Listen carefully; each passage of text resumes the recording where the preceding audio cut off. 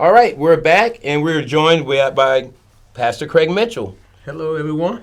And Pastor Craig Mitchell and I were talking, and I was like, hey, do you think you could come on and you have some questions for the executive?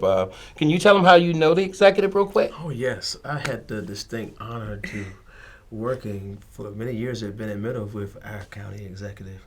Very awesome experience. Yeah. Oh, and yeah? basketball. And we did basketball, basketball, yeah. yeah. So Craig and I go way back. Yeah. Yeah. So is she paying you to say nice things about her? She's not. She doesn't have to pay me. Okay. Well, I appreciate that. Okay. Well, you got any questions for you? I sure do. I just want to ask you, we, connected through education. Mm-hmm. Why'd you leave us? Yeah. Well, it's crazy. There are days where I'm like, man, I could just wish I was back in a classroom. Earlier today was one of those times, where you miss those four walls and just like I say simplicity of the kids, but because you feel like you have an impact there. Once they're out, like, you know what I mean? Then you have impact in different ways. So I will tell you, I wasn't happy the direction the county was going. I started getting involved in politics, which I don't know if that was a good thing or a bad thing. But anyway, and I started kind of seeing, I really felt like I could make a difference. And there was a group of us that really felt charged and energized to do it. And we just worked our tails off, and I said, if I don't get elected, that's okay. I'll just stay in my classroom. I love what I do. I love coming to work every day, at the schools at Bennett Middle and at Bennett High where I taught at the time where I was elected. And then I ended up getting elected. And of course, we're like, oh gosh, like now what? What do we do now? And so we had about a month to get it together. So I felt like I can make a bigger impact. But I will tell you, I do miss the classroom a lot. I miss the basketball court, and again, like I think back and I want to look at those teachers and be like, you don't know how easy you have it and the days that I have to do, I will tell you the hardest part is, as a teacher, I felt like I was really well liked. You've been in my classroom before. The kids really enjoyed being in my room. Absolutely. There wasn't a lot of critics. You know what I mean? Right. Everyone liked what I was doing. And when you get into this role, you're never going to make everybody happy. So you had to get used to that. So I've kind of had to kind of toughen up a shell, I think, on that. But Good stuff. Well, you mentioned the word critics. Mm-hmm. I know you got to have a lot of critics. But from a leadership standpoint, like, how do you maintain your composure when you're under pressure from critics who don't even have a clue? Most of them don't have a clue what it means to be in your seat. Yeah. I think with the amount of critics that you have, I think I have twice as many supporters. So you rely on them. You rely on people, the positive part of it, right? But you always know that you're going to make decisions. You're ultimately making decisions that affect people's daily life, right? But you do have a lot of people that are so, like, they have no idea what's going on. They don't even know what I do. They're like, what is this job, and what are you doing? But how you handle it, honestly, like I said, this is one of the reasons why I removed myself from the council meetings, because you kept hearing that negativity over and over and over again. And no human being, I don't care who it is, deserves to be just time and time again, just beaten down and beaten down. So I just removed myself from the situation. They use that time to come up and vent and whatever else, and the council allows whatever they allow. And, it is what it is. But yeah, you kind of remove yourself from there. I work out and a lot of prayer, and that sort of thing. So that's always a good thing. But yeah, you just have to remember, again, you're always going to have critics and you're making really important decisions. And if you don't have critics, then you might be doing something wrong. You have to have people sort of debating on both sides of what this looks like. But what you try to do is make the very best decision for the community holistically. Sometimes we do great things, and there are times that we've probably fallen short. But for the most part, I was just giving this presentation. I was telling David at GSC earlier today, we have accomplished some amazing things. I'll share that presentation with you guys. Please. You can put it out there. But we have really done some good things. And I told GSC, I said, we're running for re-election. We're planning on moving forward. If I'm handing the reins off to somebody else, if they're elected, I feel the county is in a way better state than it was when I received it. And so that's what, that's the only thing an elected official can ask for. So Yeah. As it relates to this area, jobs,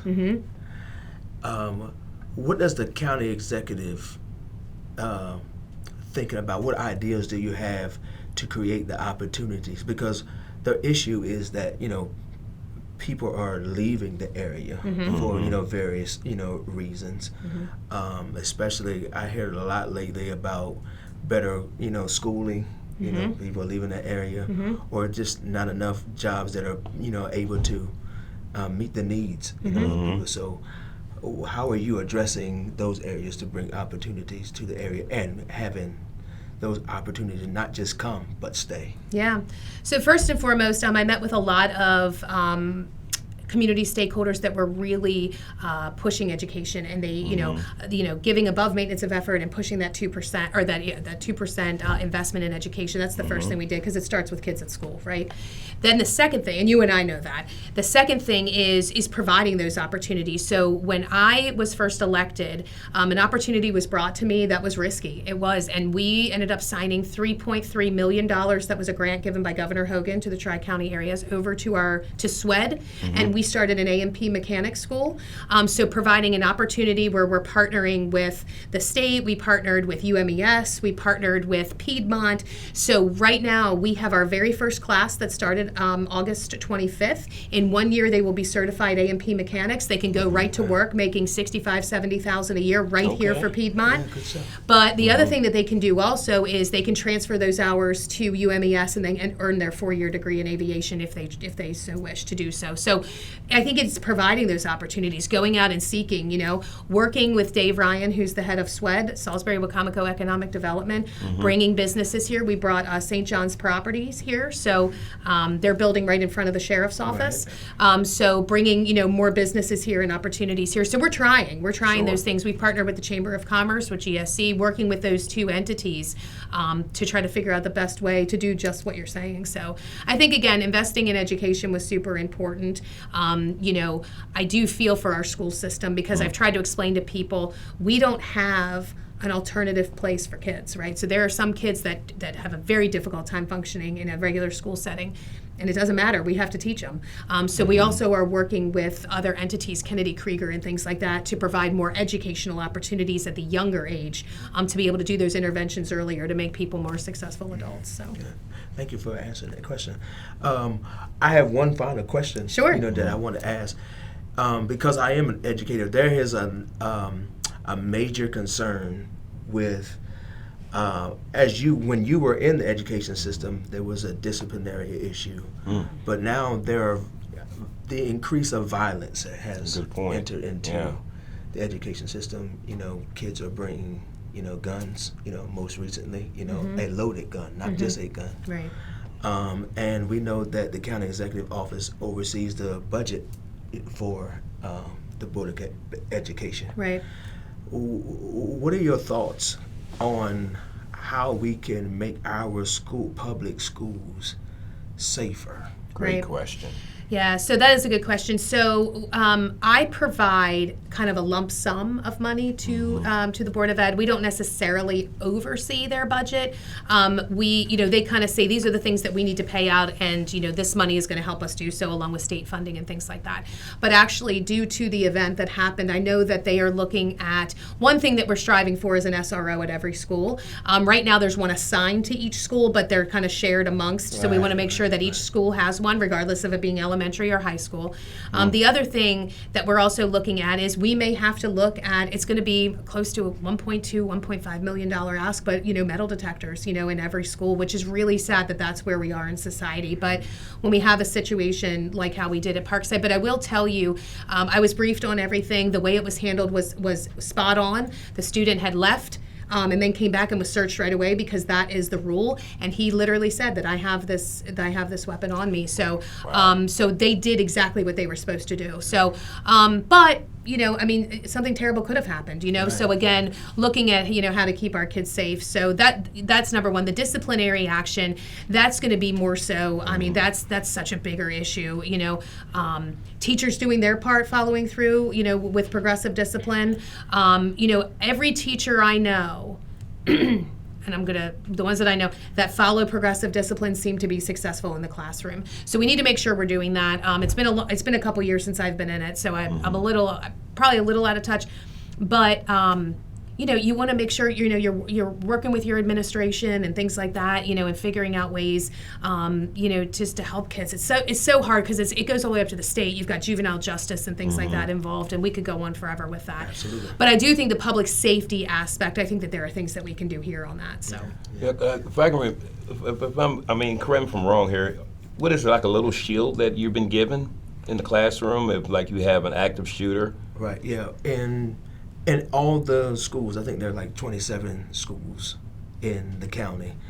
In each phase in the hallways, there's a gun shield that's on the they posted on the wall, but it doesn't cover the full entire body. And for me, that's not enough for me. And also as a athletic coach, I've seen the metal detectors pulled out during the athletic events. However, toward the end of last sport season, it kind of like dwindled because they said it's just too much and we don't have enough manpower right. to actually man those metal detectors. Wow. And so, of course, and staffing is also another issue. These are just points that add to what's already happening. So, but I do know that it is on the board's radar, and they talk to me about it and the kind of the direction they want to go. I know right now a friend of mine, their daughter is getting ready to go to, I believe, North Dorchester. There's metal detectors there, and they have to have clear book bags. So different safety protocols. So I think what Wacomico County is doing is sort of analyzing what a lot of neighboring counties are doing, maybe counties across the bridge and whatever, and sort of seeing what we can do. But it may have to go that direction, where people do have to walk through metal detectors, which is a shame that we're there. But one of the biggest things is how long is it going to take? I mean, Bennett's 1,500 people. How long is it going to take Bennett High students to get into the building with 1,500 having to go through that? And it's your staffing issue. So that's a lot of components. A lot of things to look at. Yeah. Now, Pastor Mitchell, you're on what year in school as far 17. as 17, and you I was at 17 when I was elected. Wow. And from what I understand, you're thinking about switching over to becoming a political in the political realm, becoming an elected leader, correct? Yeah, I have a lot of people in my circle right now that just chiming in, advising me. It's a lot to think about. What kind of suggestions would you give him, being an educator, switched over to this? Well, the one thing is that you might not have to give up education, so you might be able to do both. So right now there's a case in, I'm going to say Harford County, where there is a teacher on the board, and they're saying that teachers are state employees. So you're in the state pension, and that sort of thing. So you're a state employee, you're not a county employee. So you might be able to do both. But if you do decide to run, definitely, if you decide to do it, there's lots of paperwork and things like that you have to get filed. But I'm telling you, the best thing I did was knock doors, and I went out there and just met with my constituents, and hit the ground running, and talked to so many different people and met such amazing people while I was out doing that. I would start, attending different events. There's chamber events you can attend. There's different, if you have any, I don't know where your house is or what district you would fall in, but if you're within the city limits, I would start attending city council meetings, even though if you're looking even to run for the county, we work hand in hand all the time. And you have constituents reach out with city issues to you, and then you've got to figure out who you're going to call in the city to try to figure those issues out and work with them. So we work well with the municipalities, to make sure. But if whether it's Fruitland or whatever else. So, I would just start attending and get your name out there. I think I had decided 100% around August, and then I didn't announce officially until November. So yeah, we're getting to the time where people are really starting to do that, because I think you have till February to file. Okay. Because I think you told me it shocked you when you found out she was running for executive. You're like, where'd that come from? Yeah. Because that was not something that I could see. Yeah, no. I think that's fair. I think a lot of people felt the same way. They're like, "Who is this girl? And what is she doing?" And it was kind of crazy. My original thought was to run for council, but at that point in time, that situation in Harford hadn't worked itself out. So as a teacher, I couldn't run, and I couldn't leave my teacher's salary for $20,000 a year. Let's just be real. I just wasn't feasible in my household. So then I said, "Well, I do want to run for something. What should I run for?" I couldn't run for school board because of being a teacher. So I was actually approached approached to run for executive. And I, prayed about it, talked to my husband about it, and this is what, God bless him. We have a good work sense of humor. He said, I won't be married to a loser. He said, so if you're going to do it, he said, if you're going to do it, you better bring it. You have to give 100%. Wow. He's like, because I know you won't forgive yourself if you don't put in 100%. So we did, and it ended up working out. So, yeah. Okay. So I hear you that you're going to be sticking around. Yeah, well, I'm hoping to. And if for some reason somebody comes along and I'm not reelected, I will go back to the classroom and be probably just as happy. I probably will look at people like, don't ever complain. Don't ever complain about what you're doing because you have no idea. But I do enjoy what I'm doing. We have really built an amazing team at the county level. Bunky is amazing. Yes, he Steve, is. we have a new assistant director. We've brought in people from MDE and Maryland Department of Planning. These people are coming to me saying, we see what you're doing here and we want to help and we want to do these great things in the county. I have been told so many times, Tracy Taylor is our new director of planning and zoning. We moved Lori Carter. I don't know if you know Lori. Yes. Moved her over to grants administrator. It couldn't have been a better fit. Wow. Lori's doing amazing. Tracy's doing amazing. So we just have a really good team. I'm really proud of what we built. So yeah, regardless of what happens, I feel like the county's in a better spot. We're a better spot financially. We're in a better spot with our bond rating. We're just better. We're doing good things. So Absolutely. Well, I thank you so much for your Yeah. time today. yeah, no, thank you. It was so good seeing you. Likewise. Yeah. The secret is out too that she was a basketball coach. I was Yes. middle school basketball. That coach. explains the getting out there and knocking every door in. You Yeah. pretty much knocked every door in Wycomico. Yeah, I when will you were tell running. you, we never not had a winning season ever. Whether it was Michelle Jones and I, or Cindy That's right. Ashcraft or That's I, right. yes, we were pretty good. Yeah, we had a good team. Okay. Now group before of I'm sorry about that. No, go ahead. Before we close out, since you're with us, I know you got a prayer vigil coming up. You want to just give a shout out on that real quick? Yes, we're still ready to go for the next prayer vigil downtown Salisbury on the 24th. So hoping to see everyone, from no matter what party affiliation you're with, come on out and for 1 hour, And that's starting at what time? 7 p.m. 7 p.m. I can guarantee, it doesn't matter if you're Republican, Democrat, Independent, everybody need prayer. So, Amen. You heard that here first. All right. I want to thank both of you for being on Bridging the Gap. And we're looking forward to the next executive decision that we'll have next month. Thank you again. thank you. Bye.